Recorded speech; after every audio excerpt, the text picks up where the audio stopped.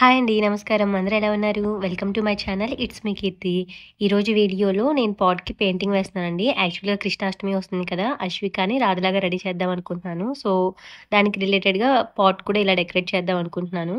కొంచెం ట్రెడిషనల్ లుక్‌తో వేద్దాం అనుకుంటున్నాను. అండ్ పెయింటింగ్ వేయటం రాని వాళ్ళకి కూడా చాలా సింపుల్‌గా వేసుకునేలాగా ఈజీ డిజైన్‌తో వేస్తున్నాను.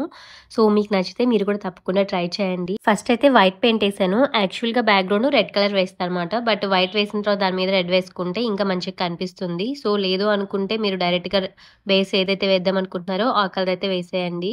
ఫస్ట్ మనం ఏదైనా కలర్ వేసిన తర్వాత అది కొంచెంసేపు డ్రై అయిన తర్వాత నెక్స్ట్ మనం కలర్ వేసుకోవాలి. ఫస్ట్ వైట్ ఏసాను కదా! అది డ్రై అయిపోయిన తర్వాత దాని మీద రెడ్ వేసాను. రెడ్ కూడా డ్రై అయిపోయిన తర్వాత ఇప్పుడు దీని మీద డిజైన్ అయితే స్టార్ట్ చేశాను.